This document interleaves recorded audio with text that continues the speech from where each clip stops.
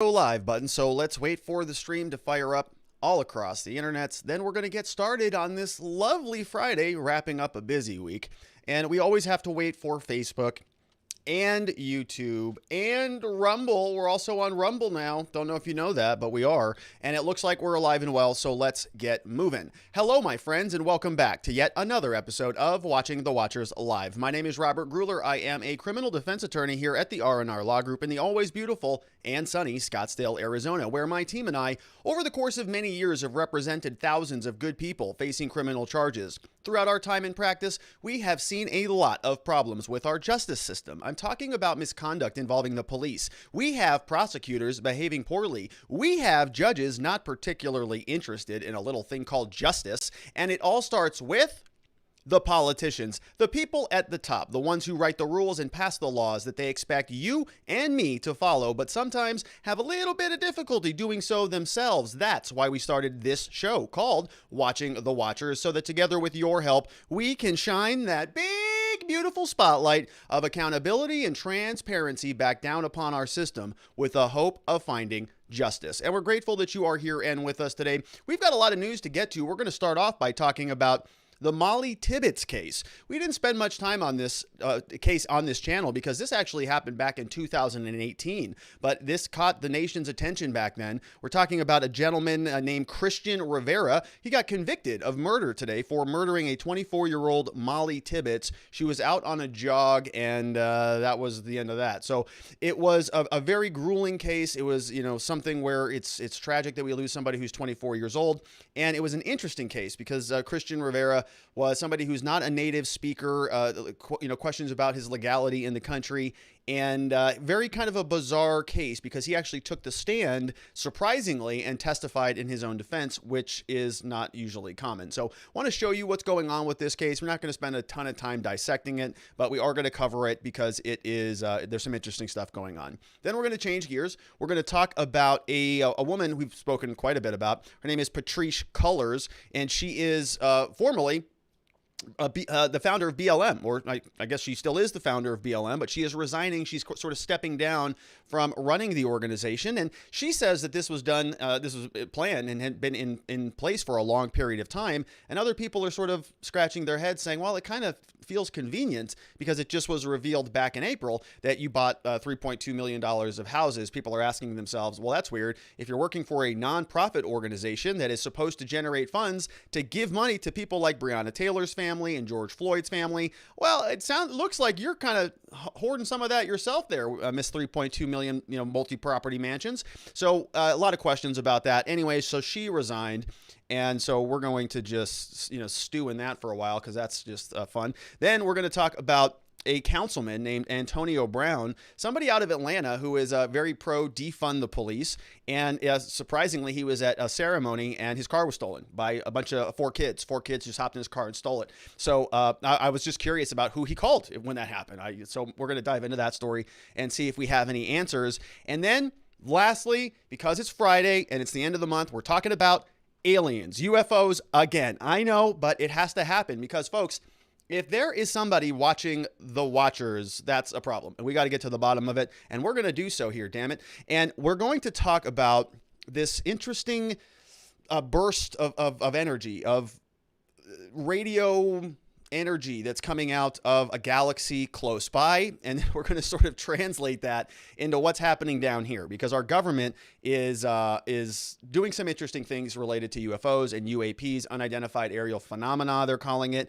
We now know that there is a USS Navy ship called the Omaha. We've talked about the Omaha before here on the channel, talking about this orb that was floating above the ocean for a long period of time, captured on infrared vision from the Navy ship. Then it was sort of hovering above the water. Then it just kind of went into the water, transmogrified between air and water. They went over there to see what's in the water. There's nothing there.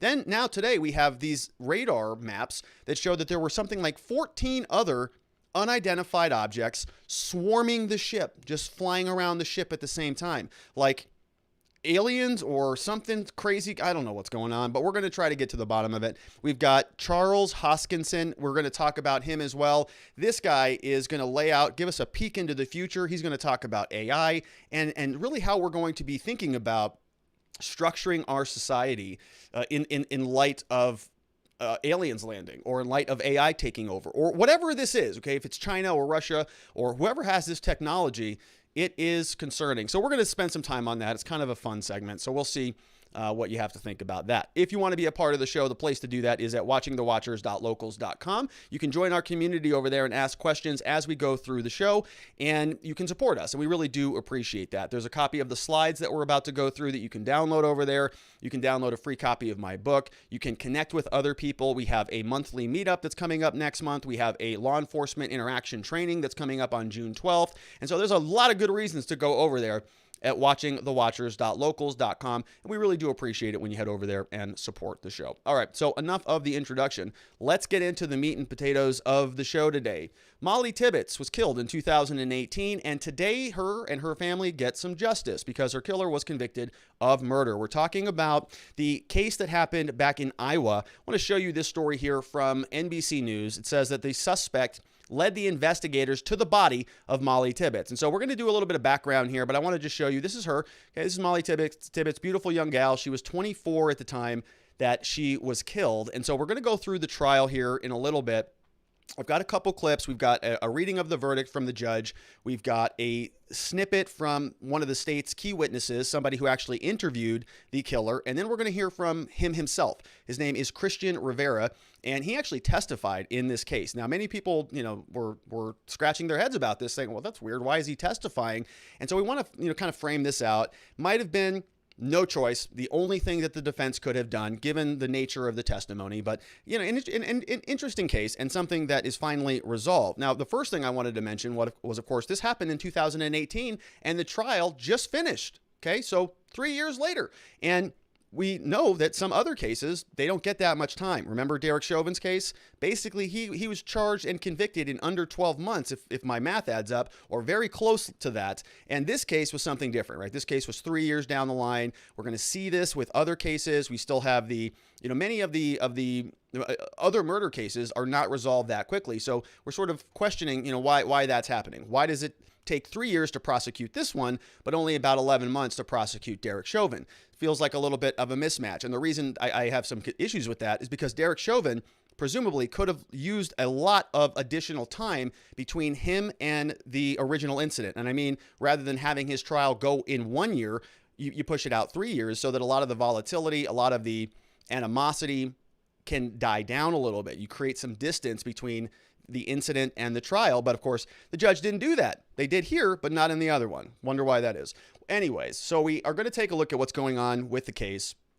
In a brief opening statement, Claver said that the sheriff investigators linked Rivera to Tibbets. And so Rivera is this guy here on the thumbnail. You'll notice this is him here, and Mollie Tibbets is the victim. So Rivera was connected to Tibbets through a security video that shows that there was a black Chevy Malibu that was following Mollie Tibbets as she was jogging. So Mollie Tibbets, we're not going to watch this portion of the case. We're going to kind of fly through this. There's a lot of facts here.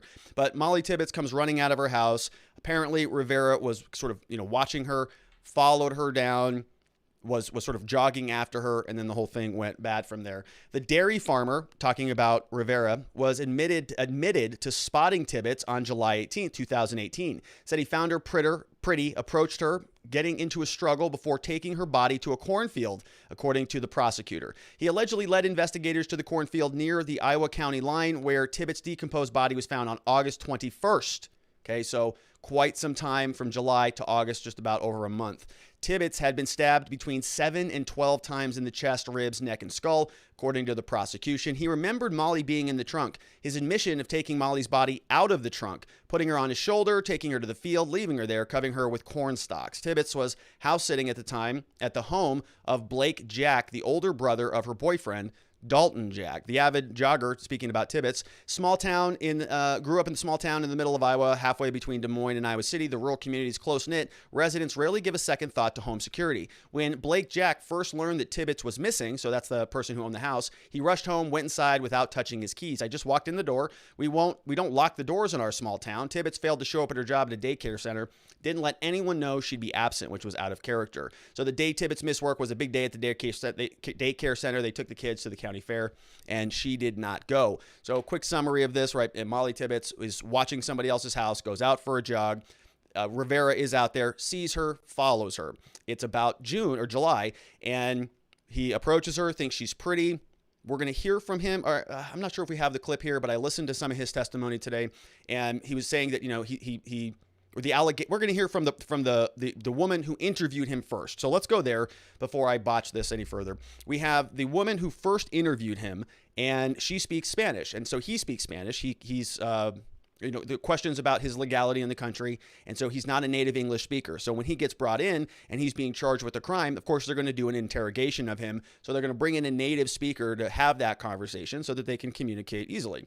And so she comes into court and she tells us about what he told her during that interview. And so let's listen in and see what she has to say. Who was an Iowa City police officer at the time, was brought in to interview Bahena Rivera because she's a native Spanish speaker. She testified that after she showed him surveillance footage of his black Malibu near a runner, he began to confess. One of those times he parked his car behind her, ran after her or jogged after her, came close to her that she noticed him. She turns around, makes the attempt to use his cell phone to call the police. At this point, Mr. Rivera told me that he got angry and that is when they started fighting. It's then he told her he blacked out, later remembering Tibbets' body was in his trunk. He remembers that there was blood. He told me that he took her out of the car, put her on top of his shoulder, carry her inside into the cornfield, laying her down, covering her with corn leaves, and leaving right away. Romero says as Bahena... All right, so we're going to hear then. So I wanted to play that just so we had a little bit of a framework about the original story and then how the story changes. And we're going to have to ask ourselves then, why did the defense attorneys put him on the stand if the story changed so much? So the original story that you heard from that woman who was detailing the interview that she had with Rivera said that he followed her and thought she was pretty and approached her, and she didn't like that. She got scared. She pulled out her cell phone. He didn't like that. He approached her, doesn't know what happens, blacks out. Next thing he knows, he's sort of throwing her body in a cornfield somewhere on the side of the road that looks like that. And then she's, dead and covering her up with corn husks and making sure that the body is sort of not able to be found. Then a month later, something happens, and they end up taking, he sort of, there's a conversation, there's an investigation that happens. He ends up taking the authorities back over there, and the story changes pretty dramatically. Now it's not anything to do with him sort of being the primary actor here. There are allegedly two other people that came out and forced him to do this. Kind of an interesting defense theory. Interesting alibi. So today we know that there was a verdict. Mollie Tibbets' death, Cristhian Bahena, convicted in murdering the Iowa college student. Cristhian Bahena Rivera, first-degree murder was the charge. There were lesser-included charges, but they didn't need that because they got the big one. In a 2018 killing, this became a hot-button political issue. The panel in Davenport, so the jury, deliberated for 7 hours over 2 days before coming back with the verdict against Rivera, the 24-year-old Mexican national who led investigators to Tibbets' body in Brooklyn, Iowa cornfield nearly 1 month after she went jogging on July 18th. Tibbets had been stabbed between 7 to 12 times, according to the prosecution. Rivera was wearing a white shirt, headphones to hear the court proceedings. They were translated from English to Spanish, showed no emotion as the single verdict was announced. And when I was going to cover a little bit more of this trial, but they're really hard when everything is translated. They're like twice as long, super slow, and so it's not that interesting to communicate on YouTube. Now the article continues. He could have been convicted of second-degree manslaughter, but he got convicted of murder, so they became moots. District Court Judge Yates ordered Rivera into custody, no bail, sentencing set for July 15th. Deputies handcuffed him, took him to jail. We saw that happen. Same thing with Chauvin. To get to this point, it's been a long time coming, said the county attorney, Bart Claver. It's like a weight, I think, off everyone's shoulders. To get the result we did punctuates that a little bit more. Defense lawyers both thanked jurors for their work and accepted the verdict.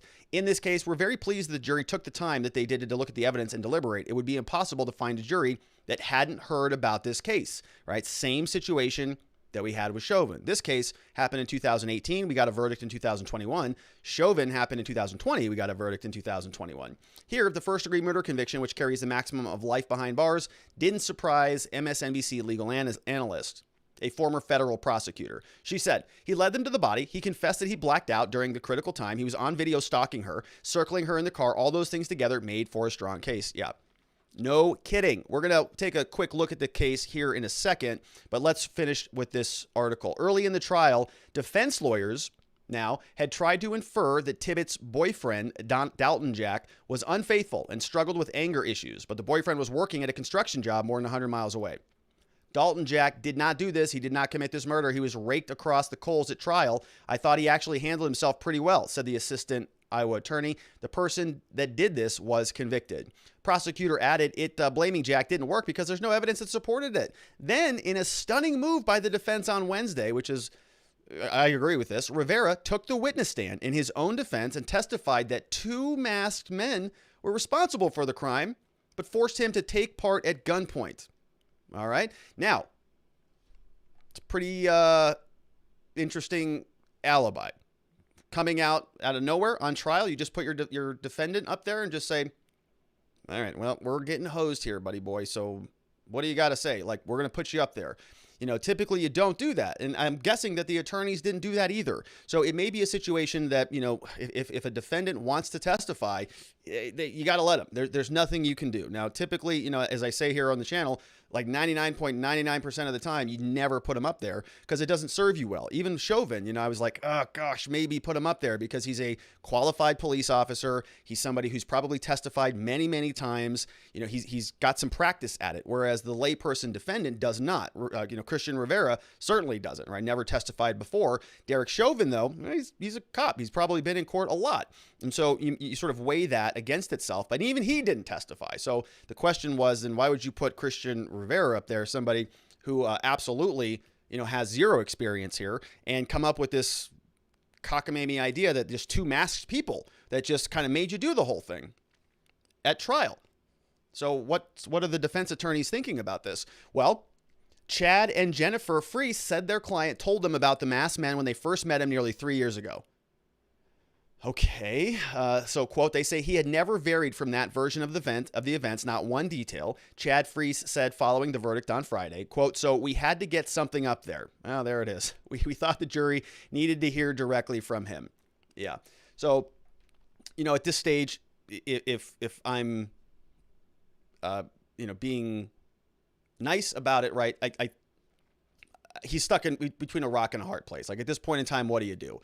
You know, the evidence probably came out and he was sitting there going, this is not going well. So they're going to have a conversation with their client about it. He decides he's going to take the stand to explain his version of the events because it's the only alibi. So maybe the defense attorney said, all right, you know, we're going to kind of encourage you to do this. Or maybe they didn't. Maybe he just said, I'm going to testify. Maybe they delete, you know, they sort of laid out what the context of the trial looked like to him and said, he said, I'm going to tell him. I have to tell him the truth. So they put him up there, and he testifies, and he comes up with this story. And you're going to see, as this prosecutor is questioning him, sort of straining believability. Here he is. You claim that you went to a cornfield where Mollie Tibbets' body was placed with 2 other men. Yes. These men had their faces covered. Yes. They were wearing sweaters, you said? Parecido a un suéter. It was similar to a sweater. So long sleeves? Sí. Yes. And long pants? Sí. Yes. And what was covering their face exactly? Tipo de gorro. A type of hat. Like a stocking cap? Algo así. Something like that. So whenever you get to the cornfield, you're in your vehicle. Sí. Yes. There's no other vehicle there. No que yo haya visto. Not that I saw. Whenever you left the cornfield, you left alone. Sí. Yes. The other two men that were there, did they just walk back? Ellos corrieron hacia la carretera. They ran towards the road. So they ran towards the road and just disappeared? Yo no los volví a ver, no sé dónde I fueron. I didn't see them again. I don't know where they went. So you drove these two men out to the cornfield, correct? ¿Cómo? No entiendo. How's that? I didn't understand. You drove the two men in your Malibu.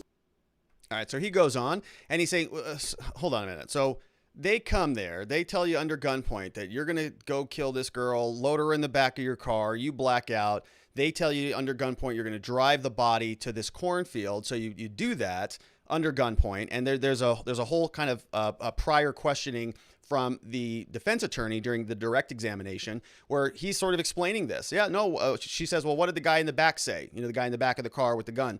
Nothing, no, they were just, the guy up front who was driving told me to go over here. And so he walks us through the whole story.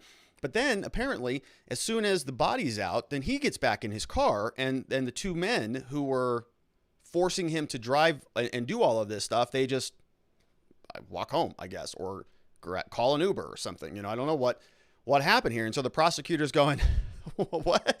So, like, they didn't ask for a ride home. I mean, they put you under gunpoint, and then they just said, oh, we're done. So you just murdered her. Just nice job covering up the body. Have a nice night. And we're just going to walk home. We're going to go down to that gas station down there and maybe that diner and have a burger, you know. So anyways, bizarre that this even happened. Jennifer Freese, the attorney, said that the tale of the masked attackers was not made up at a later desperate hour. She said, if we were going to make something up, we would have come up with something better than that. Still, Askey said the defendant's testimony did more harm than good.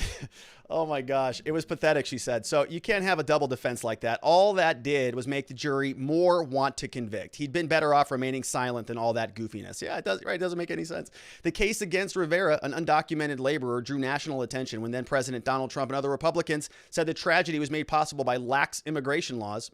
Tibbets' family pushed back against that narrative, pleaded with politicians not to invoke the name in an anti-immigration agenda. I agree with that totally. I don't like it when they politicize deaths like Tibbets or Sicknick. Sadly, others have ignored our requests. They have instead chosen to callously distort and corrupt the death, said her father, Rob Tibbets, do not appropriate her soul in advancing views she believed were profoundly racist. All right, so now they're jumping into the fray that it's racist to have a question with them. So everything gets politicized no matter what you do. Here is the verdict that is being read of Cristhian Rivera from the judge from the court today.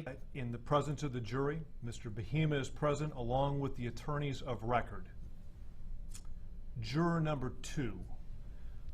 Do I understand correctly, you were selected as the foreperson in the case? That's correct. And Mr. Foreperson, has the jury reached a verdict? Yes, sir. And is the verdict unanimous? Correct. And has the foreperson, have you signed the verdict form and marked it in accordance with the verdict? With that record then, sir, I would ask that you hand the verdict to the court attendant, please.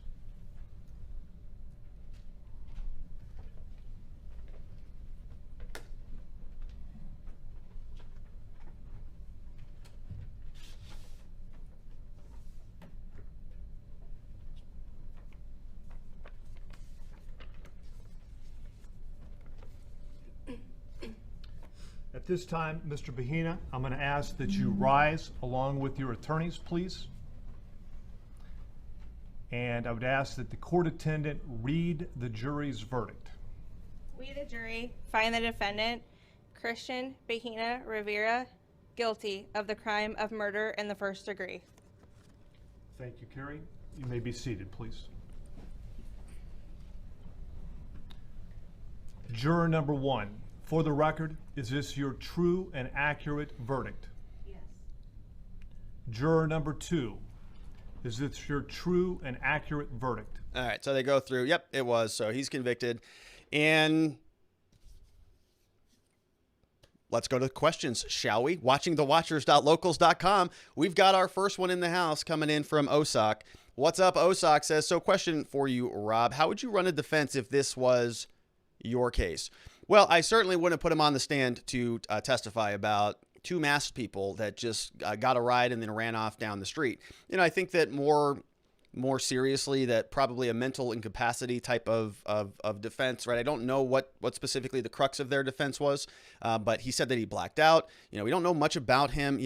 Honestly, there are a lot of sort of interesting angles that we're seeing overseas, really, in different parts of the world, where they're having these immigration cases and they're sort of having to modify how they handle them. Now, I'm not saying we should do that here in Arizona or in the United States, but there are some issues that they're raising. They're saying that these immigrants don't understand things the way that they do, and that there are due process problems and equal protection problems, and kind of an interesting field of law. I'm not sure how much that applies to the United States because we have different constitutions and different systems, but I think I would go with a capacity issue. Still, though, if you have a case like this, right? Some cases, your defendant gives the government everything, like literally everything. He sat down and talked to her about everything. He went and showed them the bodies. I mean, it's a really very tough case. His defense attorneys had their work cut out for them because he gave the government literally everything. And then at the very last minute makes up this bizarre story and then takes the stand to testify against it, right?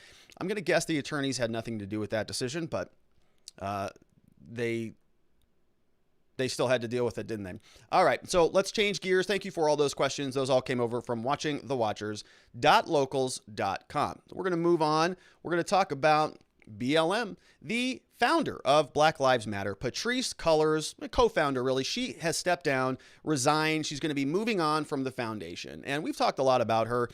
For some time, I thought that BLM might be a force for good. I thought that maybe we were going to see some real momentum behind justice reform in the United States. And I was really on board with anybody who was on the side of justice. I like that. I don't care who it is. Democrats, liberals, Republicans, libertarians, whatever.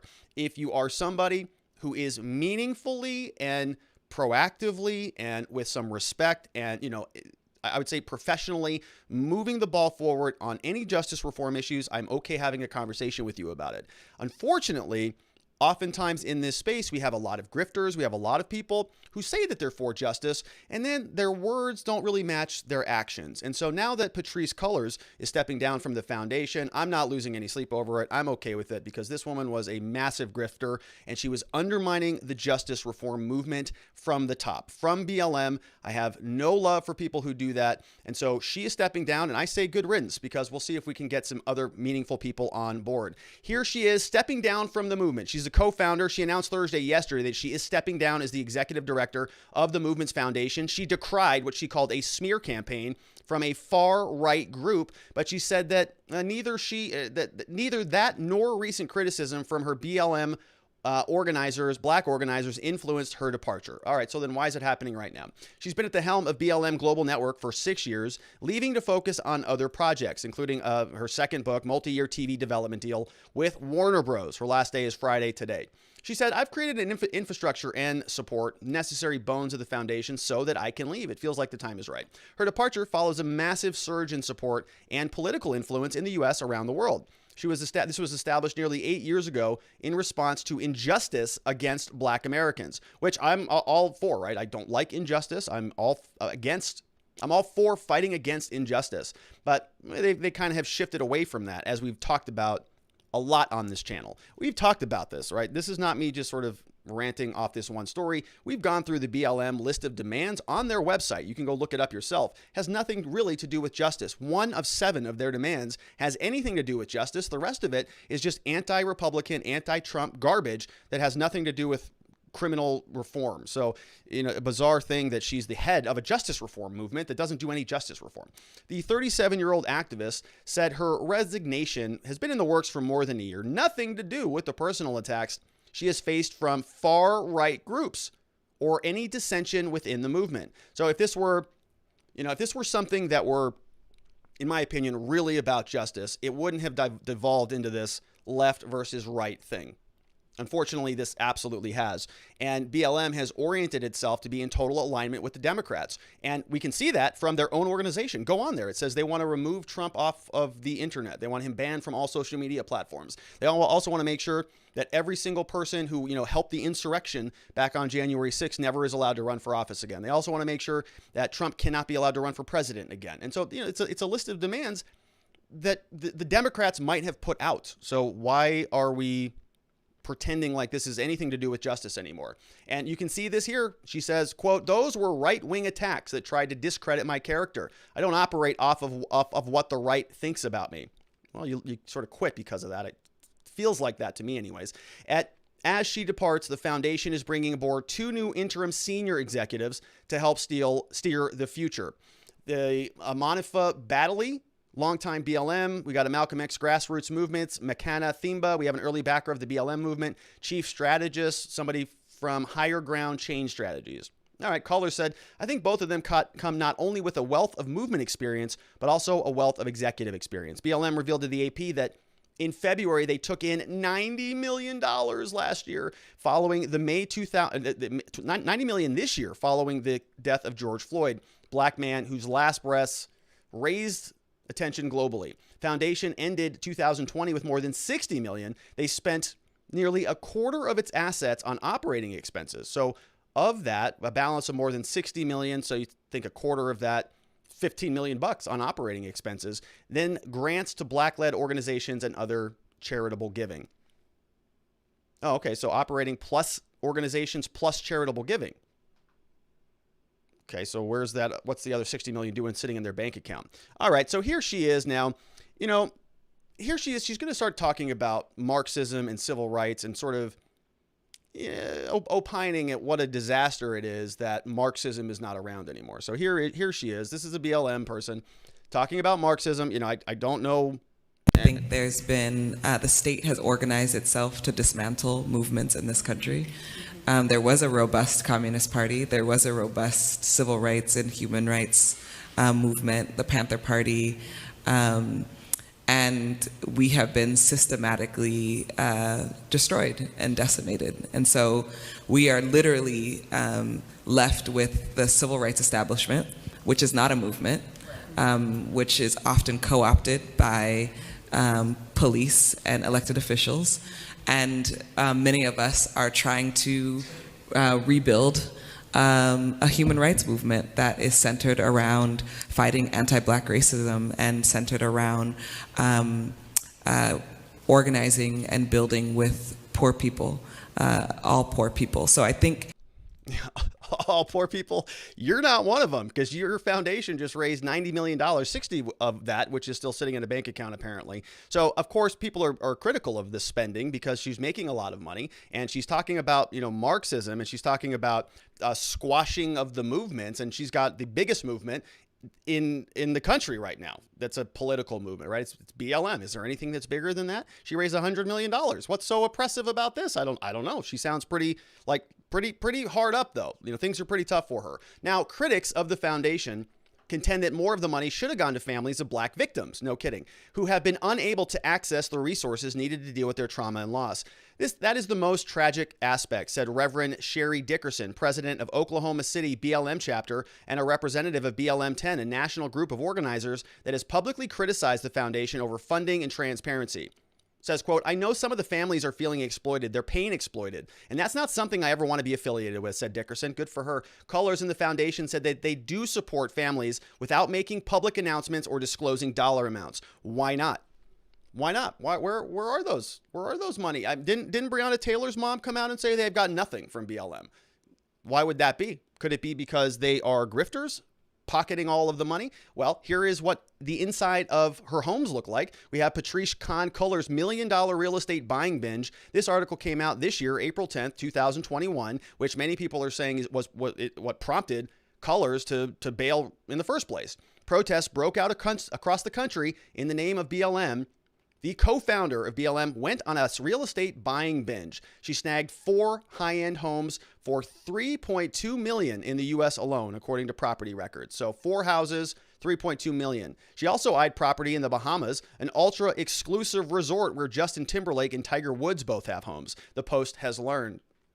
Luxury apartments and townhouses at the beachfront of Albany Resort outside are priced $5 million and $20 million apiece. The self-described Marxist last month purchased a $1.4 million home on a secluded road to a short drive from Malibu, according to a report. 2,300 square foot property, soaring ceilings, skylights, plenty of windows, with canyon views. Oh, it sounds very lovely. The Topanga Canyon homestead, which includes 2 houses on a quarter acre, is just one of 3 homes that she owns in the Los Angeles area, according to public records. Some fellow activists were taken aback by the real estate revelations. No kidding. You're kidding. She's out there fighting for the poor, damn it. And those police, they're squashing your movements. And we're going to be out there just out representing the underserved.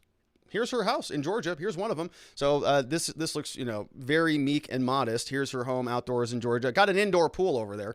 And, all right. Well, listen, I am not somebody who dislikes capitalism or nice things. Okay. I encourage people to go out, do good in society. I think you can do well while doing good. There's nothing wrong with that. But this woman sort of speaks out against the entire system. White supremacy, systemic racism. We've got police quashing, her ideological movements. We've got communism is something that she espouses. She's very happy about it. We've got a whole list of demands that she wants to use to silence her political enemies. And now she's living in three houses.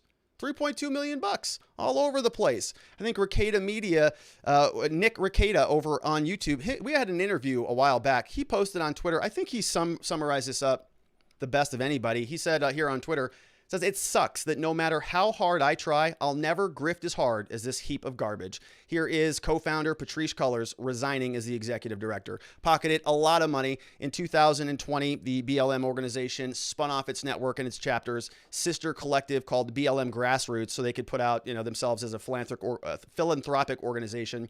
In April, the foundation started Cullors, said that she had received a total of $120,000 prior to 2019. Now, as a registered 501c3 nonprofit, they said they cannot use that money to divvy out for personal property. She says any insinuation or assertion to the contrary is categorically false. 2018, she released When They Call You a Terrorist, a BLM memoir, became a New York Times best-selling movement. She and BLM come a long way since they started against George Zimmerman. They founded a decentralized movement. She's the most publicly visible of the co-founders. They say we needed her. George Floyd quote, there that is. On October 5th, they're going to release her latest book called An Abolitionist Handbook. I wonder if she's going to redistribute those profits from each according to their means to each according to their needs. I wonder if she'll do that. Which she says is her guide for activists on how to care for each other and resolve internal conflict while fighting to end systemic racism. She's also developing and producing an original cable and streaming TV content that centers on Black stories under a multi-deal with Warner Bros. She says, I think I'll probably be less visible. No kidding. Because I won't be at the helm of one of the largest, most controversial organizations. I'm aware that I'm a leader. I don't shy away from that, but no movement is one leader. So bye, good riddance. Enjoy your nice property. It's a shame that people donate to this organization thinking that they're going to do something meaningful. They don't do anything meaningful, really. I mean, they're producing some content, I guess. So if you want to think of it like an entertainment show, I guess that's one thing you could do. But we saw their list of demands. We've seen what they're doing in Congress. Nobody's responding to anything that they're doing. And so, all right. Thanks for playing. Enjoy your 3.2 million new properties and your book deals and your movie deals. But thanks for not doing anything to contribute to society. In fact, thanks for stealing $90 million that could have gone to other more meaningful property, more meaningful reform movements or efforts. Now it's just in your house. That's great. All right. Now, we have another defund the police person over here that has his car stolen. This story came over from Fox News. The defund the police backer has his car stolen by kids, and he's actually an Atlanta city councilman. He wants to be the next mayor of Atlanta, and he was out there at a ribbon cutting ceremony in an event in Atlanta when around noon, at least 4 kids jumped into his car and took off.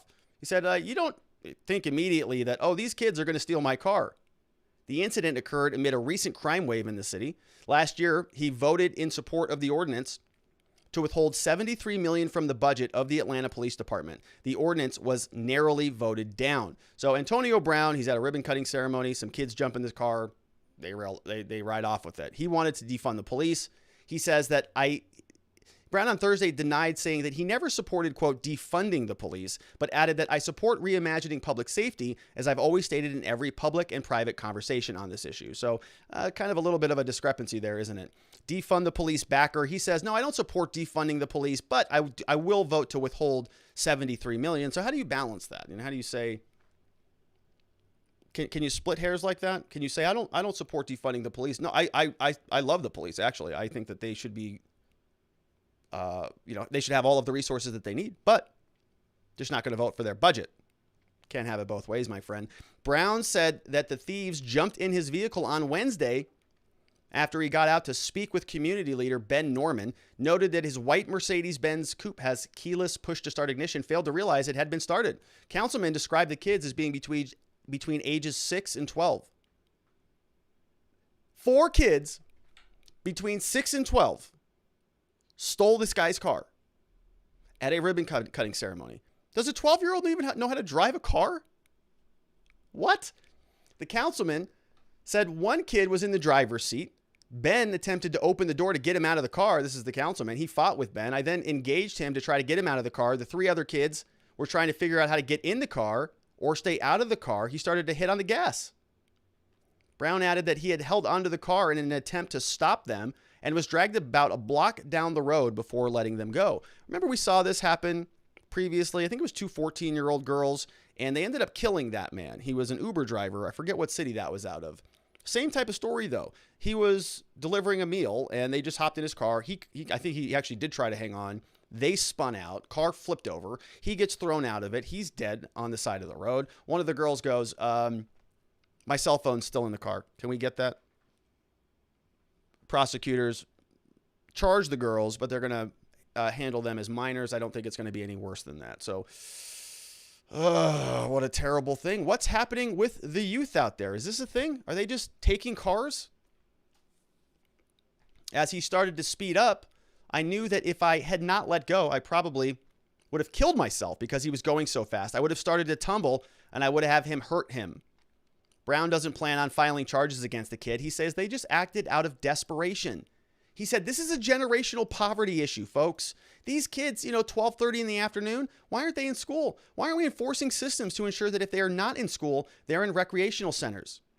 He said, well, I don't know who's going to enforce. I mean, I guess, does he want police, or does he want like enforcing systems? Does he mean like some laws to enforce things, like maybe like law enforcement, I guess, might be something that might work. I don't know. Atlanta police are investigating. Brown is under federal indictment on federal fraud charges relating to incidents that occurred in the years prior to him winning the council seat, according to the Atlanta Journal-Constitution. So this is a generational poverty issue, folks. Kids stealing cars, 6 to 12, actually. You know what? There's this, I don't know if you know this, but there's this new movement right now where 12-year-olds, you ever see that movie Fast and Furious or Gone in 60 Seconds? Yeah, that's what's happening right now. So we've got 12-year-olds boosting cars, and they've got some pretty important people they got to pay off pretty quickly. Otherwise, this stuff could get bad. And if we just fixed generational poverty, maybe those 12-year-olds wouldn't have to boost cars and steal them to drug dealers and make their living that way. They should be in school learning about math equations. All right, Hack Consulting is first up from watchingthewatchers.locals.com. Says, I presented Maoism as a religion to my class this week. Lumped all the socialism, Marxism under the title too, with the caveat that Maoism has turned into a religion. Still doing Clubhouse? I am not actually, Hack. So Maoism, along with socialism, it fits. You've got them lumped together. That all fits pretty well. I was a political science major. I've read a lot of that stuff. And it is fascinating how backwards it is if you actually read it. I'm not really spending much time on Clubhouse anymore. That was sort of a fad, I'll admit. I was really enjoying it, and it was weird. Clubhouse was something that sort of evolved, I think, strangely. There was a moment when everybody was first on Clubhouse, when everybody was really open to listening. Everybody was really, conversational. They'd say, hey, I've got my opinion. And you'd say, wow, that's a great opinion. I'm open to listening to that. Thank you for sharing that. And you'd receive that. And that other person would stop talking so that you could say something, and then they could receive that, and you would have legitimate conversations. Now, everybody just wants to talk. Nobody wants to listen to anything. Everybody just wants to run their mouths. And it's really weird to kind of go into a room and have people stepping all over each other. And so I think the culture has kind of, gotten sick of waiting and listening, which is really what was the most interesting thing about the whole format. And I've gone into rooms. I still go into some of the woke rooms. They're hilarious. If you want to go into a room and see what's really going on with this woke culture stuff that we talk about, you can absolutely see that in Spaces on Twitter and on Clubhouse. You can go into some of these rooms. You got to find them a little bit. If you don't follow those people, you won't come across them. But if you go into one of these rooms where they're talking about, I don't know, something, pick something, and it's political in nature, but you're going to hear all these people with all these weird rules about conversations, about holding the space and about stepping up and exercising a point of privilege on behalf of somebody else. That you're going, what are they talking about in here? This is weird. I'm leaving. Nothing's going to get done. We have Sharon Quidney says BLM was never about justice from the get-go. They are a Marxist organization with a purely political agenda. Really hilarious that this Marxist goes and buys a multi-million-dollar pad. Yeah, sounds like several of them. 3.2 million spread across 3 houses. Living good. Hey, that Marxism is good as long as it's not for you. It's good for everybody else, right? Everybody else should give up their stuff for you. If you're a good Marxist, that's really how it works out. The people on the top, they live well while everybody else lives poorly. Hack Consulting says this poor person crap does not agree with Marxism, so get out of here with that crap. I agree with you. Yeah, get out of here. It's nonsense. What are you talking about? We have Macabre says BLM is a domestic terrorist organization. That's all. Well, look, that label, I don't agree with that. I don't say that right now. I'm not alleging that here on this channel. But if we're going to be calling everything domestic violent extremism, and we're going to lump in all of the insurrectionists, well, I think the label, if we're going to apply the standards equally across the board, I think it also applies to BLM. Domestic terrorist organization or domestic violent extremist, the DVEs that we keep hearing a lot about from the Biden administration, I think that's a better label for them, because they're going to be presuming that they're labeling everybody that. I think it's a bogus label. I think the whole thing's asinine. We already have law enforcement. We don't need to create a new category of domestic violent extremists. We already have criminal laws here, a lot of them, all over the place, along with the FBI, ATF, the list goes on. All right. We have Sumper Sun is in the house. Sumper Sun, I haven't seen that name before. What's up, Sumper Sun? Says, I note she didn't buy any inner city properties. Yeah, isn't that interesting? Right? Malibu, places in California, LA. Why, that's weird. I wonder why that is. We have LT13 in the house, says, luckily, DC had their amazing mayor to make announcement that carjackings are way up and to just let them take your car. I don't know what else you're supposed to do if there's no police, if you have no police to respond to these things. Here you go, kids. Have fun. Good luck. Enjoy yourselves. Don't break the speed limit now. Drive safely. Put your seatbelts on, young boys and girls. The pendulum's going to swing the other way, folks. People are going to get tired of these stories, rightfully so. All right, all those questions came over from watching thewatchers.locals.com, and we've got one more segment. This is a little bit different. You're going to see how this is still watching the Watchers, though. We're talking about UFOs and aliens. Oh no, we're getting into this again. It's going to get a little bit weird later, okay? I'm just warning you. All right. There's a mysterious radio burst that the United States and the world has picked up, and it's emanating from outer space. And it's actually not that outer. It's a little bit closer than we like. Too close for comfort, really. And a lot of people are asking questions about this. So we're going to talk about this mysterious radio burst from out there in the stars. But then we're going to talk about something that's a little bit closer to home. We're talking about the USS Omaha. We've spoken about this ship. The Navy had some infrared radar that was being beamed out over the ocean, and we saw this little orb that was floating around the water. And then suddenly, the orb just went into the water, and it disappeared. The Navy went over to investigate, couldn't find anything. So how does that work? How do you have a physical object that can sort of move in between different medium, from the air to the water, and just be moving like there's no barrier there? It just transmutes between one medium to another. Kind of bizarre, strange activity. So we know that was going on. And now we know that that same ship, we have some radar printouts. We can see that there were 14 other ships flying around, or drones or UAPs or UFOs or whatever you want to call them, hovering around the USS Omaha. What is going on?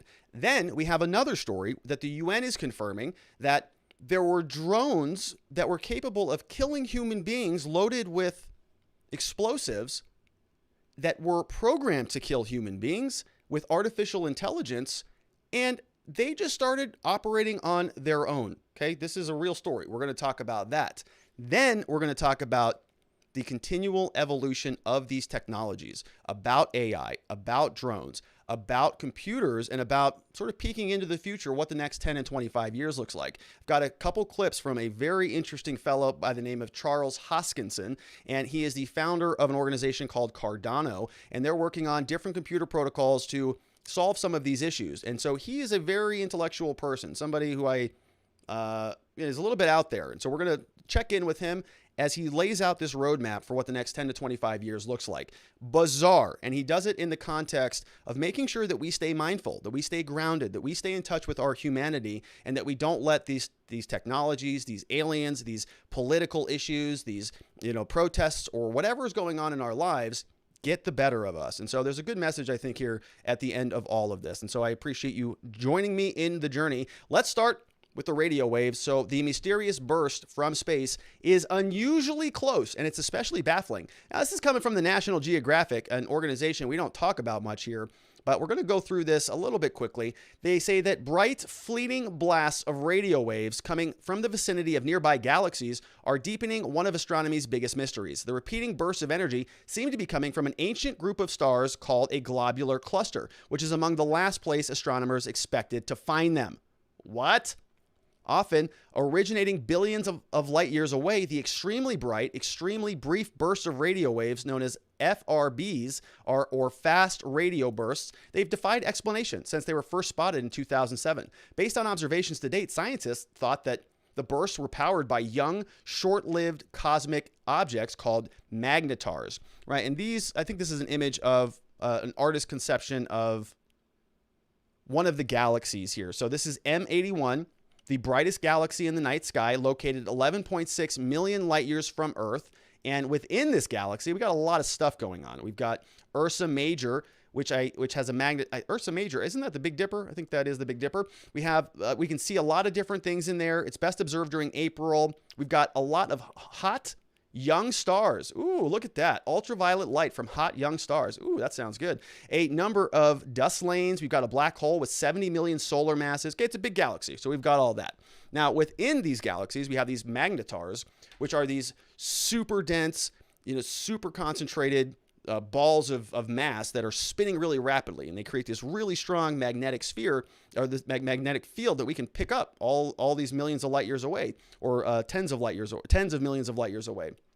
Now we're taking a look at this fast radio burst that has been traced back to the cluster, nearing the galaxy that we just looked at. And they're saying that it's among the cluster of aging stars. It's like finding a smartphone embedded in Stonehenge. The observation doesn't make sense. Okay, so it's one of these things just doesn't belong here. Why is there a burst of radio waves from an FSR or FSB coming out of this area? Scientists are struggling to explain the cosmic anachronism. They're moving forward to the conclusion that maybe, as with many other celestial phenomena, there are multiple ways to cook up an FRB. FRBs might be able to come from a whole range of sources. We really don't know what they are. They dubbed it this one 2020-0120E. They knew of fewer than 30 fast radio bursts in 2017. Like at least 24 known bursts, this one is a repeater. It's a space engine that produces multiple detectable blasts of radio waves rather than exploding once and vanishing. Right? It's sending a signal. Hello, we're out here. Hello, come take a look. Its bursts are not as bright as those coming from others that are billions of light years away, but they've allowed scientists to identify the location. From there, the team could identify a source or attempt to identify the source. They're saying they're looking through the Milky Way, that this is confirming it is 40 times closer than any other known extragalactic FRB. The interpretation of that is where things get very, very interesting. It's very hard to fit it into existing models. It's too close. They're some of the most ancient objects in the observable universe, these globular clusters. They're billions of years old, at least as old as galaxies they orbit, perhaps much older. And still, until now, scientists strongly suspected that FRBs were produced by some of the youngest compact objects yet observed. Magnetars, they're extremely magnetic, flaring stellar corpses produced when young, massive stars explode and die. Once formed, These ultramagnetic corpse lingers for tens of thousands of years before the magnetic field decays, turning it into a neutron star. As far as astronomers know, though, these sparkling, densely packed clusters don't contain these kinds of stars that turn into magnetars. This type of star formation is happening all around the universe. It's like, wow, what is happening here? Says somebody from Northwestern University. We have, this article goes on, you get the gist of it. Here are some plausible explanations. They don't know whether they contain magnetars or other types of stellar corpses. White dwarfs may be the cause. They can also, maybe magnetars cause when two different neutron stars collide. No one, though, has seen a magnetar form in these ways. The Northern University person thinks that maybe there are other ways that we could get these. She says globular clusters are different. Some are denser, some are less dense, whatever. So they're talking about this like it's nature. Okay, we're talking about magnetars and neutron stars and all of that. We have a little bit of background here. It's aliens. We all know that, right? We've been talking about this for some time here. They're here, folks. Over from the Daily Mail. Here is their headline. Holy S! They're going fast. Radar shows the USS Omaha being swarmed by 14 UFOs in the same incident that the spherical aircraft was filmed disappearing into the Pacific Ocean. Oh my gosh. Holy S is right. Get yourselves ready for this, my friends. This was updated May 28th, which is today. You may recall this incident. This was the 2018 incident. We're going to play this. And this is from the Navy. This is from the USS Omaha. And this is that orb that they're talking about.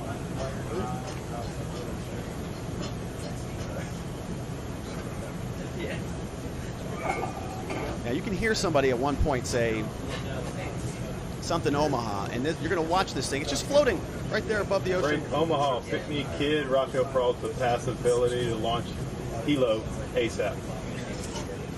Splashing your bearing ring. Sure. You got 2 minutes, 30 knots. Keep going, bro. Let's go down. We're making 10, so we could probably bring about 35 relatives. Sir. Yeah, I bring 10. We got a lot of white water out there, so 6-foot swells. Whoa, it's getting close. Doesn't look like a bird to me. Now it's going down towards the water. Watch. Yeah, we have 31 knots sustained wind, topside, gust of 40. Gone. What was splashed? Mark bearing and range.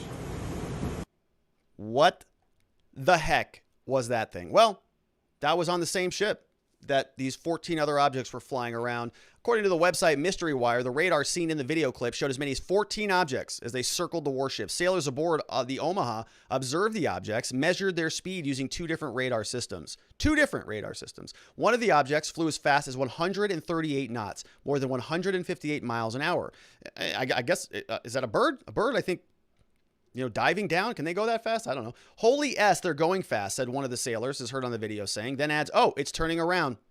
Corbell said he obtained the video from anonymous sources. The military does not know where these flying objects came from or disappeared to, according to the Daily Mail. Here is from Mystery Wire. They say, this is the post, radar confirms UFO swarms around the ship. Pentagon has reluctantly confirmed. Do that one more time. Pentagon has reluctantly confirmed the legitimacy of UFO images captured by Navy ships and air crews, including these photos taken off the coast of Virginia and the better-known videos, the so-called Tic Tac incident and the gimbal. But other than the images themselves, there's been no release of sensor data to buttress these cases. There is now. OD, if you can write a general lat long where we're at. And the number of contacts you got, the course and speed meters on them. Over a period of hours, crew members on the USS Omaha, which is located in the center of this radar screen, monitored the approach of the unknown objects, as many as 14 at one point, all around the ship. 2 different radar systems watched the objects and estimated their speed. Track 781 just sped up to 46 knots, 50 knots, closing in. 38 knots. That one's pretty much perfectly 000 relative, right? Yeah. Corbell obtained the images from sources he declines to identify. The Pentagon's UAP task force considers the Omaha spheres to be true unknowns. The ships that were under observation by the unknowns were unable to track where they came from or where they disappeared to. The Omaha sphere appears to have vanished into the ocean. What was splashed? At that point, it also vanished from all sensors. In one video snippet, 9 of the objects were seen around the Omaha, but 2 of them dropped off, somehow invisible to 2 radar systems. And it supports the hypothesis that these are not just a balloon dropping into the water, or it's not something that is easily explained. These are true unidentifieds in mass number, and we'll talk more about that, but that's what we're showing people, where you have radar data that goes with FLIR data, what everybody has been belly aching for. So here you go. If these are foreign-made high-tech drones, how do they fly with no wings, rotors, or detectable exhaust?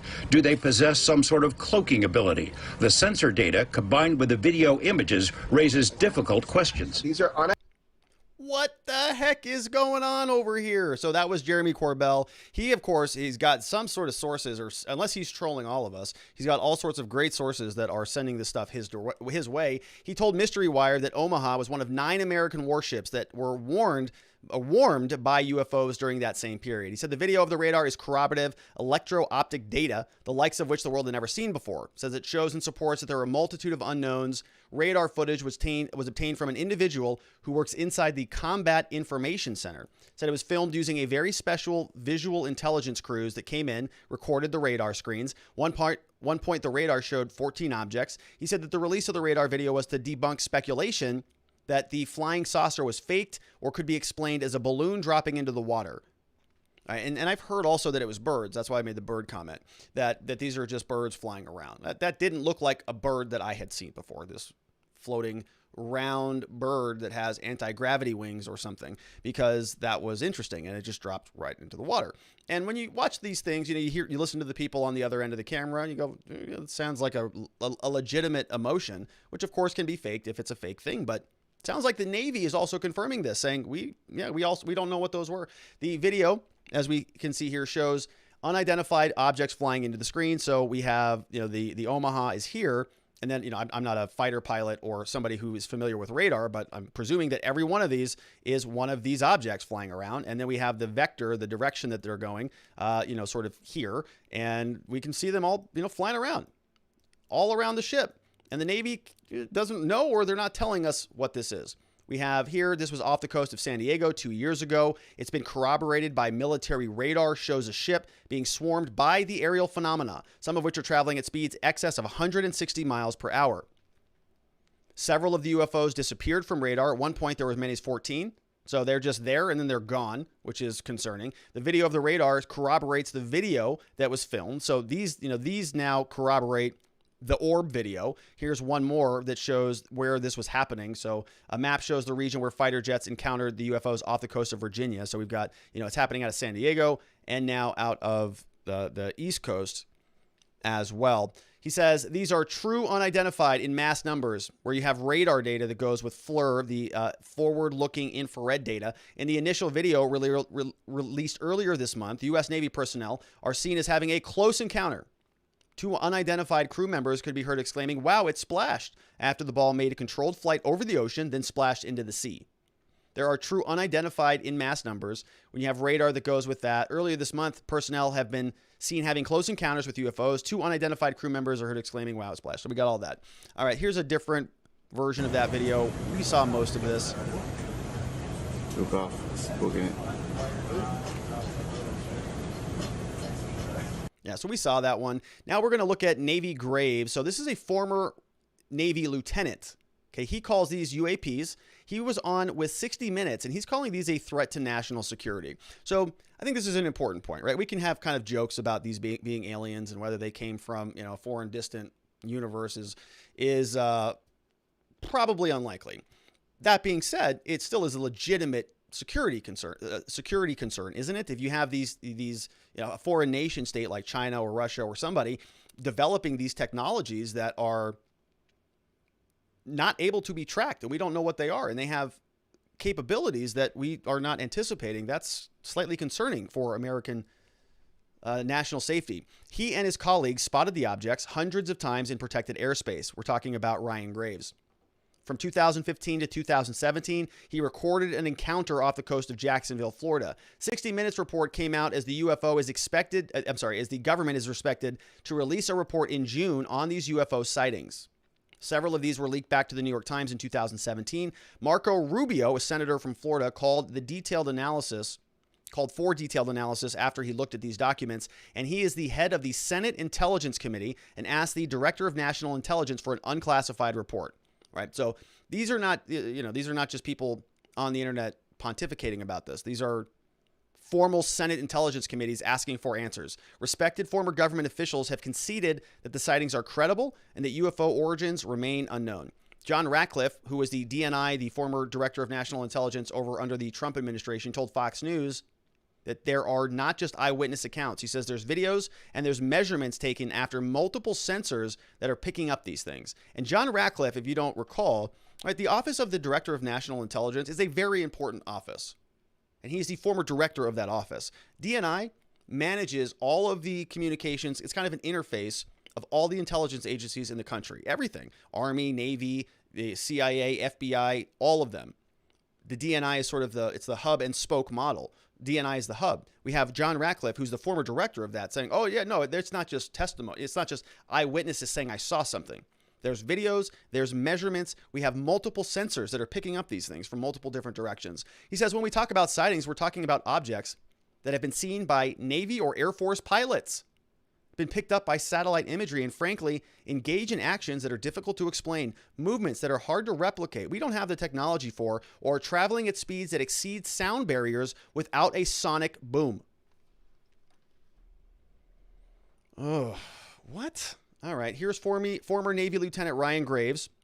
He says he regularly witnessed UFOs in restricted airspace, calls them a threat to national security. Here he is on C.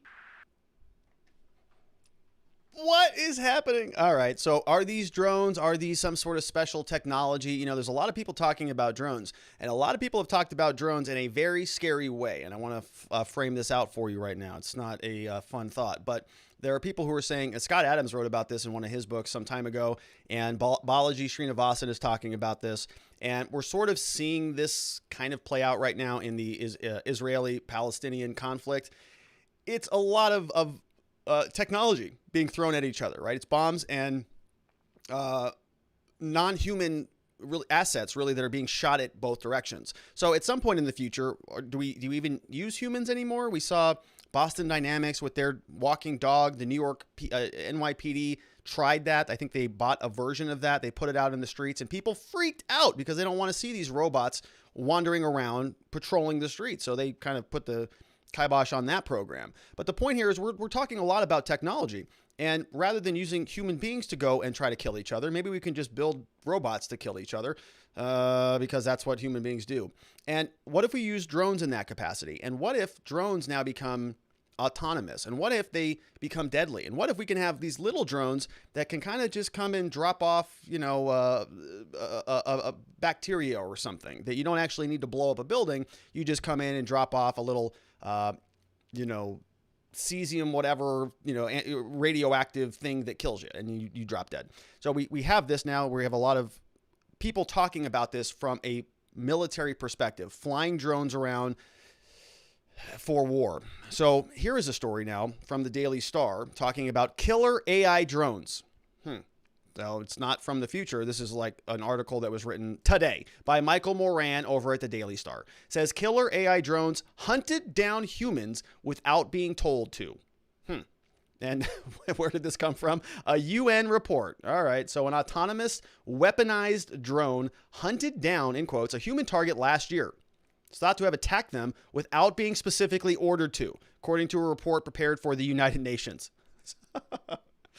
Oh no. The news raises the specter of Terminator-style AI weapons killing on the battlefield without any human control. The drone, Cargo 2 quadcopter, produced by the Turkish military tech company STM, deployed in March 2020 with the Libyan government forces.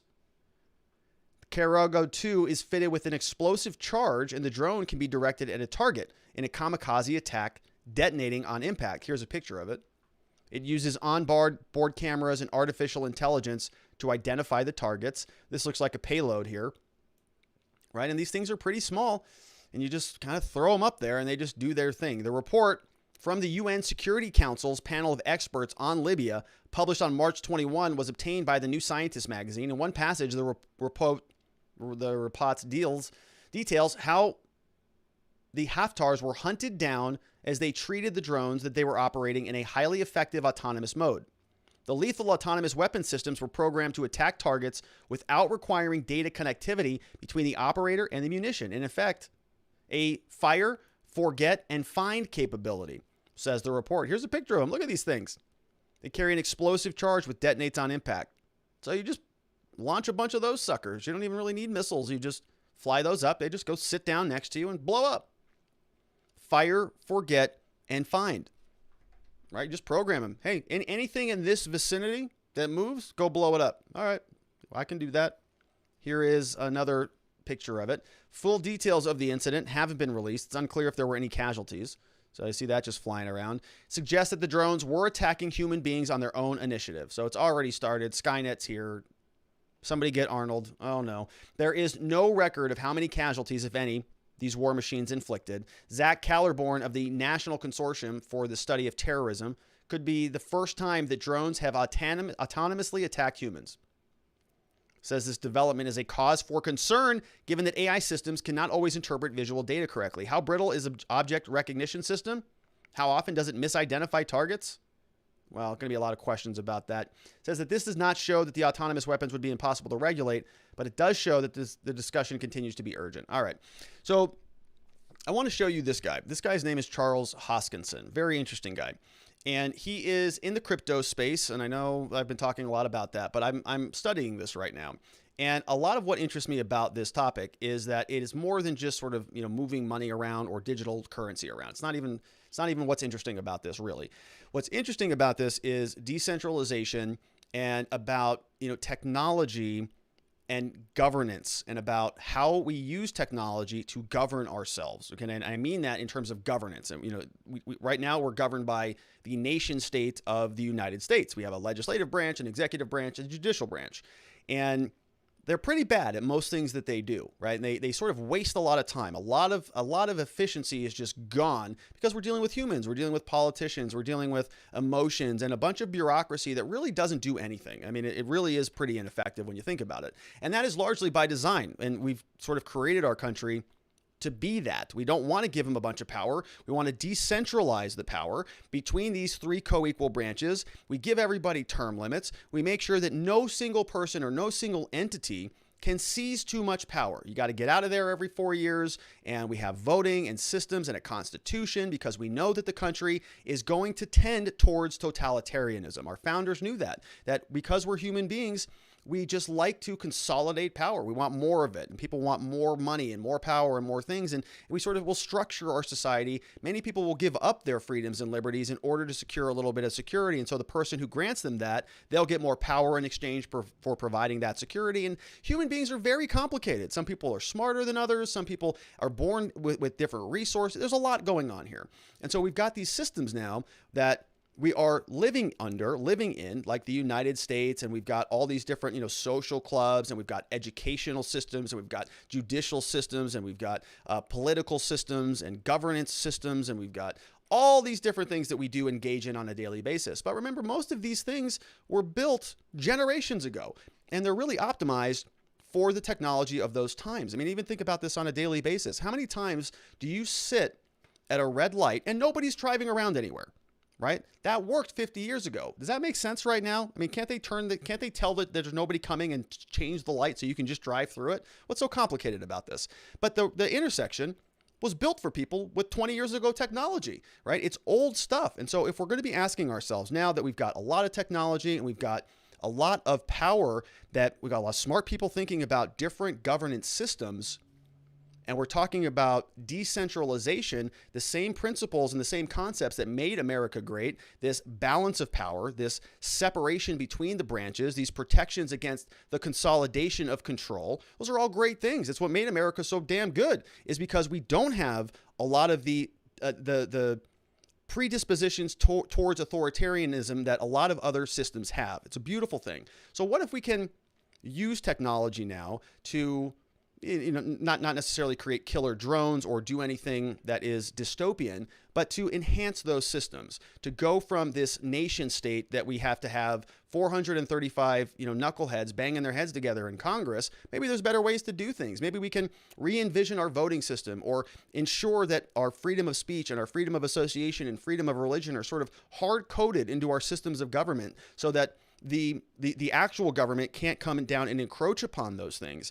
And if we are necessarily, just as a consequence of technology, moving towards more virtual realities and more digital currencies and more engagement with AI systems. Many of us are spending most of our days on the internet now. For a long time last year, many people didn't even leave their houses. Okay, everything was on the internet. And so technology is steadily moving that direction. And so with that progression comes some scary ideas, comes some scary thoughts. And I want to play you this clip from this guy. His name is Charles Hoskinson, and he is the creator of two different protocols. One is he's a co-founder of Ethereum. He doesn't like to be introduced that way because he sort of left that project. And now he is creating and working on this new project called Cardano. I'm doing a very deep dive on this project because it is sort of a third level blockchain. Bitcoin was all about transferring currency. Then Ethereum was really about smart contracts. Now we're talking about smart contracts and governance and all sorts of long sustainable systems that can maybe create some very interesting economies and societies really around the world. Very, very fascinating stuff. And he's, I think, honestly, peeking into the future. I think that there's going to be an internet of these blockchains. Like every single one of these blockchains is sort of like, think of it like a thread in a tapestry in this really intricate rug that's being, woven together. And we're going to have this internet of blockchains that are all communicating with one another. So what we're going to hear from him is a clip from this video. It's about a 30-minute video, and it's all about mindfulness. And you're thinking, well, this guy's a crypto guy. We're talking about AI in the future and space aliens and all this stuff. What are we talking about mindfulness for? And it's because he's really kind of a philosopher to some degree, and he's somebody who's thinking a lot about these issues, about governance and about what future technology looks like and about building the world for that future, not current, not building technology to meet 2021 needs, but 2050 needs. And so it's very forward thinking. In this video, he is responding to sort of a market crash. Okay, there are ups and downs in the cryptocurrency markets. There was a big crash that came down, and people are devastated when that happens. They lose a lot of money, and they think that they're never going to get it back. And people invest for different reasons, and they get hurt. So he makes this video, and he talks about mindfulness. He talks about this mindfulness solution, and he walks through you see all these tabs up here. He walks through all of these different things that he does to meditate and focus on, thinking and about how we can stay connected with our humanity in the face of all of these things happening, right? He's a big public figure. He's got a lot of criticisms. People hate, the cryptocurrency space is very vitriolic, and he is telling us about, how to sort of brace yourselves when the market dips, when you get criticized, when the world is coming after you, and how to stay steady. And it's about 20 minutes of that. Then we get into this one clip.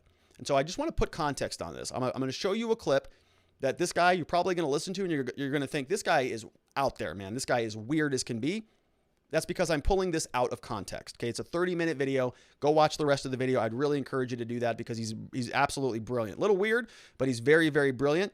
And I want to show you this clip. So let me frame this clip out. He is now detailing sort of what the future looks like if we peek ahead. And he's going to be talking about AI and these relationships and about having relationships with computers and about being able to control your genome and about manipulating your mental state using technology. And he's showing us examples up until this point. He's giving us examples of this technology that's being built. Right now, there's a company that they have this technology that costs like $100,000, but it's a helmet. And it looks like, in 5-10 years, that this will be a consumable thing, a consumer-based product. It's $100,000 now, but if you reduce it by a factor of 10, right, or 100, other people can buy that. And it can measure your brain waves and, do all sorts of crazy stuff. And so we're knocking on the door of this. We've got the U.S. Navy. We've got technology. We don't know what the heck it is. We've got AI systems and drones that are already being released and flying around the world and theoretically killing people, or attempting to. And so this stuff is coming. And I just want to make sure that we're all staying mindful in the middle of all of this, in the middle of a rapidly changing world, up and down with our economies, up and down with all of this stuff. we got to stay connected to mindfulness. So I'm going to play 2 clips from Mr. Hoskinson. First, detailing this future that feels weird. But when you think about it, we're kind of already starting this direction. Here he is on clip 1. We are going to live in 25 to 30 years in a world that is not recognizable to those who lived 10 years, 15 years before us. We're going to live in a world where AI is the dominant intelligence. Every surface is a computer.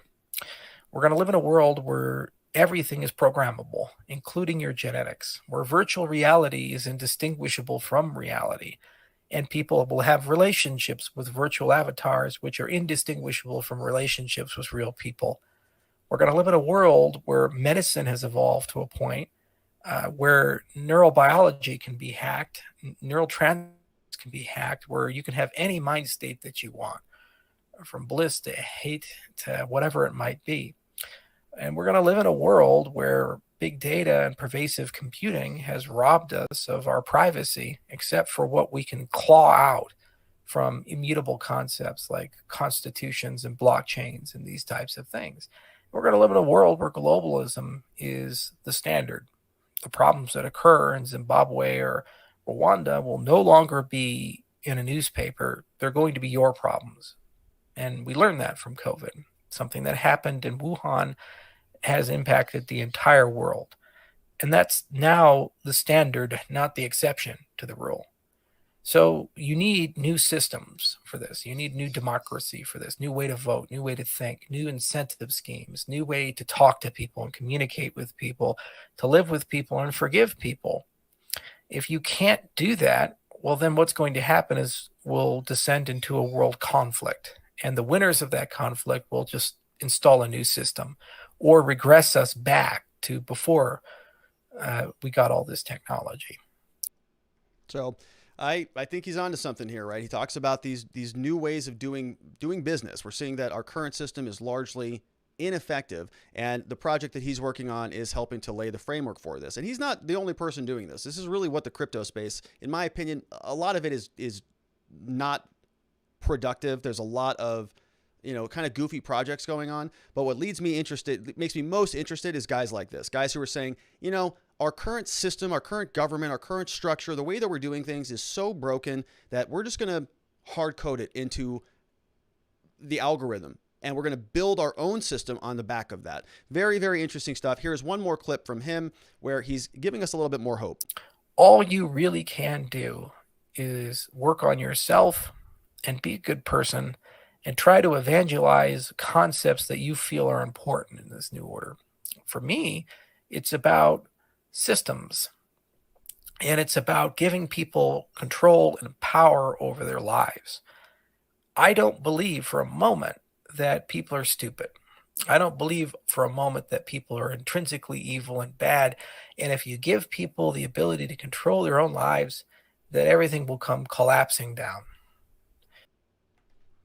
Right. I agree with the guy. I think there's some good stuff here. Just wanted to share that with you. I know it's a little bit weird. I know it's a little bit out of the ordinary, but let's take some questions over from watchingthewatchers.locals.com. Sharon says the radio bursts are a normal phenomenon of pulsars. On the Omaha, were they in the Bermuda Triangle by chance? I think they were in the Pacific over by San Diego, so I don't think that they were anywhere near it, actually. We have Sharon says, on the AI, all this is transhumanism crap. They're trying to turn us into the Borg. It started already with mind control.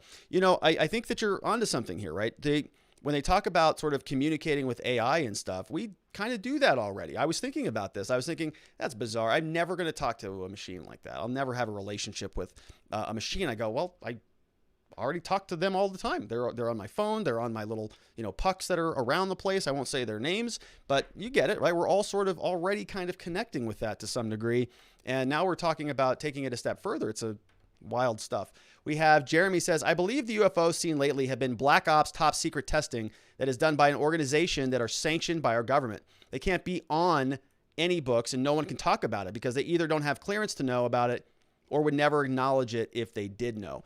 Yeah. And so, I was thinking about that, Jeremy. What if it is our own government and these are just essentially war games, right? They're going to fly them over our own ships so that we can measure our response to these. Or it could be another country who is poking us, right? And would the U.S. do that? Would the U.S. poke other countries? Like, would we fly these around other nations? Probably not, right? Because if they found out about it and they knew that it was the U.S., now you could provoke an international incident. So maybe you just test your own technology on your own cruise so that if something were to happen, there's no blowback. We have Hack Consulting says globular clusters are thought to be the last place to find them due to the lack of neutron stars. Then again, who knows? White dwarfs of old stars could be there. Neutron stars could still be there if they are white dwarfs. I think the journalist just wanted to write something and made nonsense. I don't know. Just trying to get onto the hype train of aliens, and the UFOs shown do not provide evidence of advanced technology, just tricking the camera and data. It's bullshit. All right, there you go. You've got the conclusion there from Hack. Thank you, Hack. We have Nadarb says, if you have a second before you wrap up today, have you been following the Alan Dershowitz versus CNN case? And if so, wondering what you thought. He just got Discovery, and I haven't heard very many people talking about it. So I have not heard about it, Nadarb. I actually have not seen it. I subscribe to Alan Dershowitz, but I don't watch him often. Not sure if he's been talking about it. But yeah, I'm happy to pull that case. I love talking about that. And if he's taking it to CNN, we'll support him on that. We got Sharon says, there's a lot of really exotic stuff out there in the universe. Astronomers are always discovering new stuff. The FRBs probably have a natural explanation other than aliens. Probably, Sharon, I know. I just kind of joke about the alien stuff. I hope they're there. I want to see them. I want to meet these fellows. Now, have they traveled, 1 billion miles to get here and landed? I have a hard time believing that, but would be kind of fun. Jeremy says UFO literally means unidentified flying object, which is by definition unidentified, not alien. If the object is not known, then why would people's first guess be aliens? Jeremy, because we want to see some stuff go down, brother. That's why. We want to see Will Smith and Jeff Goldblum kick some A, brother. We want to see it go down. Let's get the aliens in here. Liven things up a little bit. All right, we got Sumper's son says, what a crazy time when I'm more outraged by BLM than UFOs. I love that. I love that, Sumper's son. Yeah, UFO. Look, the UFOs haven't done anything to anybody. I'll tell you this much. The UFOs haven't called me a racist, patriarchal white male. I don't have any problems with them. Patrisse Cullors, though, she's got a different perspective on all of that. Oh, that's great. LT13 says, I live right here by that base in VA, and I've never seen a Tic Tac, just saying. Well, there you go. No sightings from LT13 near Virginia. We got Sharon Quinney in the house. Says, as long as folks are worried about space aliens, they won't be concerned about having more of our civil liberties taken away. It is weird. It is weird that we're starting to see more of the government officials just kind of like talk about it, just kind of haphazardly, like, oh, nonchalantly, right? We covered that clip here of even Obama getting in on the game. And now that some of the more mainstream politicians are coming out, now you start to say, all right, now it's officially the U.S. government, because if they're going to be, kind of touching it a little bit, maybe there's a softening that they are preparing us for. We have _shades says the government has to release the deep info soon. Yeah, it's coming out in June, apparently, which is next month. That's like right around the corner. So they are trying to get control of all of this. Both there are aliens and our very own UFOs. Yes, we've had the anti-gravity tech since World War II. And now's the Fourth Reich. Plenty of on all this. If people want to research, highly credible too. They don't want us to know that we've had them. I love that stuff. _shades. I love it. I love the shows where it's the secret Nazis who create the ultimate dimension, and they send back, some Nazi, and then the good guys, the allies, send back some, FDR or Einstein travels back, and there's this time shift and all of that stuff. Love it. It's a lot of fun. Ridiculous, but it's a lot of fun. LT13 says, so they only go around military equipment. There are fishermen and everybody else in that water, and no one has reported anything like that. Yeah, I'd be curious if anybody would believe them. If they were fishing out there catching tuna and they see that and they call the military goes, oh, great. Yeah, you saw an airplane. Yeah, thanks for that. So I don't know. Maybe they have. Hey, maybe all these people who are sort of, wandering around the backwoods and they come back with like their shirt off and their hair all frazzled and they say, I was abducted by aliens. Maybe they're all true. All of them. Hack Consulting says, maybe you got burned out on Clubhouse because you were doing it every day. Maybe once a month or a thing or two or twice a week. That way we could have a period to talk off the record about aliens briefly and solidify what is bullshit in the media. I'm down. We can do more Clubhouses. I'm okay with that. We had the I guess we could always cue that up for our monthly meetup. Aliens. I love aliens. Can we make this an alien channel? Should we just make this an alien channel now? Don't leave. Don't unsubscribe. We're not going to do that. I promise. Sharon Quidney says, speaking of technology, when are you going to give a seminar on cryptocurrency and starting our own country? Well, so I'm talking a lot about cryptocurrency on the channel number 2. And it's not because like I'm pushing Dogecoin, like go buy these meme coins. I really think that these are fun. Like this is a way to structure governance into the foreseeable future. And I mean this in terms of actual governance. A lot of people say it's just Bitcoin. It's just, it's digital gold. It doesn't mean anything. That was accurate in 2010. Okay. Not anymore. This is a whole new way of organizing society. And there are a lot of smart people who are working on it. And I think it's actually going to mean something because the other systems are failing around the world. Biden's going to print $6 trillion. So people say, hey, cryptocurrencies, they're sort of like, they don't really mean anything. They're just it's kind of money out there in thin air. Where do you think that $6 trillion is coming from? Nowhere. When am I going to give a seminar on it? I don't know. I think I might put together a sort of like an intro to Bitcoin, not because other people haven't already done that. A lot of people have already done that. There's so much content out there about getting into this space, but I want to encourage some people in my life to do it. So I may, just like I did with the existence systems, people in my life said, hey man, how do you stay organized and how do you stay on top of stuff? And so I made the existence systems to help kind of just give that to people and say, here, this is how I do it. I might do the same thing with cryptocurrencies because I'm having people now ask me, hey, what are you doing over there with that stuff? So I may just put something together, just a quick intro, just so I can say, hey, follow this list of instructions.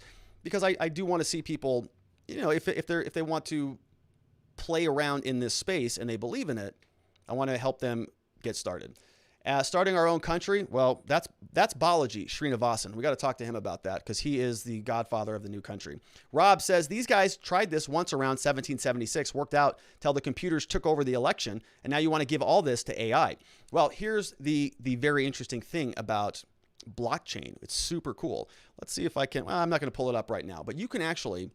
What's so cool about the blockchain? It's all transparent. You can go look at it. I mean, you can actually go on to Cardano and look up the chain and you can see what's happening there. So you can see everything. It's all decentralized and it's all public and open source. It's not like Dominion, right? Dominion and these other companies, everything's closed source. Everything's kept under lock and key. We can't see anything that they're doing. And all of these meetings happen behind closed doors and all these politicians will tell you one thing and go do another. Do we need them anymore? Or can we maybe as free thinkers operate on a consensus basis in a way that doesn't require anything from you, right? The current reason right now that we have a representative democracy really is because it's too much work for all of us to be as informed on a system of governance. Okay, we all can't be up to speed on all of the issues all the time. We can't sit there and study the bills and read all these new legislative proposals and hash out all the minutia. So we delegate that to our representatives and they go do the voting for us.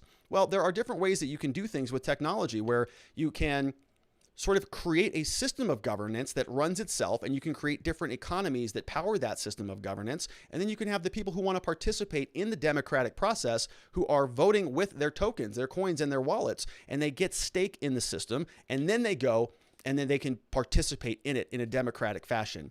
It's a different model. And if you don't like that system, guess what? Pick up and go to the next one. You don't have to use Cardano. You can go over to ICP. You can go over to Ethereum. Pick a different system that you want to go be a part of if you don't like your current one. And then we can hard code in governance. All right. Last one here is from Jeremy Matrita says, I believe there are many useful applications of AI, aka machine learning. One downside to using an AI to design an efficient vehicle for you is you need to be prepared to get ejected from your vehicle as it is optimizing for efficiency.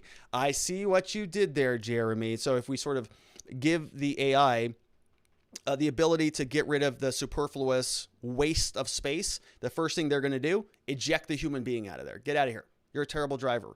You're going to ruin the system. You're going to tell me to, brake here, go too fast. You're useless. Get out. I'm going to drive myself. It's an interesting world, folks. We got a lot of cool things coming up, a lot of scary things coming up, but at least we're going to be able to go through it together and want to welcome some new people to our community as they join us along the ride. We have, come on, man. who joined up over at Locals. Come on, man. Come on, you dog. What do you, Pony Soldier? True to not limit the pressure. All right. We got Joe Biden's in the house. Come on, man. We got Benevolent One also joined up. They are now a part of the Locals community. Watchingthewatchers.locals.com is the address if you want to go check it out. All these great people here asked some tremendous questions today. Thank you for keeping the show on pace, up to speed, and lively. We have some great things you can download if you go over to watchingthewatchers.locals.com. Things like my book. It's called Beginning to Winning. You can download a copy of the slides that we went through today. Download a copy of my impeachment party documents or the Existence Systems, which is a personal productivity tool available for free at Locals. Links are shared throughout the day, and there are a lot of great people over there. I mentioned that we have our monthly meetup coming up on Saturday, June 26th. So you can head on over to watchingthewatchers.locals.com. The link is not up yet, but I will post it at some point in the near future. We also have our law enforcement interaction training, which is going to be Saturday, June 12th. It's going to be 12 to 2 p.m. Eastern time. It's going to be about an hour and a half. And then we'll spend another 30 minutes or so just chit-chatting. And that's it, my friends. We've got a lot of stuff coming up. Want you to be a part of the group and the community at watchingthewatchers.locals.com. And my friends, before we get out of here, one final reminder that I am a criminal defense attorney here in Scottsdale, Arizona, and we love helping good people facing criminal charges to find safety, clarity, and hope in their cases and in their lives. And so if you happen to know anybody in the state of Arizona who needs help with a criminal case, we would be honored and humbled if you sent them our direction so that we had the opportunity to help. We can help with anything. Things like DUIs, drug offenses, misdemeanors, felonies, clearing up old records, helping people restore their right to vote, or the ability to possess a firearm again. There's a lot that we can do. We can clear up old mugshots and really help people kind of get things back on track a little bit. We're very passionate about what we do. So if you happen to know anybody in the state of Arizona that needs some help, we offer free case evaluations. We would love your referral. Before we head out of here, a couple reminders that I have a couple other channels that are down below in the description. So if you're interested in crypto, there's a crypto channel. If you're interested in law, like the nuts and bolts law, that's at our R&R Law Group channel. And if you're interested in some of the non-live content that we're going to be posting, that I'm going to be posting, that's at my other channel, Robert Gruler ESQ. So go check that out. The reason for that is YouTube doesn't really like us on this channel, and we're going to diversify a little bit. So we're not going to be back here on Monday. There's not going to be a live stream show on this channel on Monday, but I am very likely going to be posting a bunch of other stuff on the other non-live channels. So go check that out if you want to stay connected that way. I'd really appreciate it. Otherwise, my friends, we are done here for the day. We're going to be back here on Tuesday. We've got a very long weekend, and I'm very hopeful that everybody enjoys themselves, has a nice long weekend. Remember why we are taking the time off, and spend time being reflective and with the ones you love and the people who are most important. And most importantly, we unplug from politics for just a little couple days, because we're going to be back into it hard on Monday. You better believe that. So I want to make sure that you are here, you are subscribed, you're joining us for the show. It's going to be Tuesday, 4 p.m. Arizona time, 5 p.m. Mountain time, 6 p.m. Central time, 7 p.m. on the East Coast for that one Florida man. Everybody, thank you so much for joining me today on the show. Have a tremendous long weekend. Sleep very well tonight, and I will see you right back here on Tuesday. Bye-bye.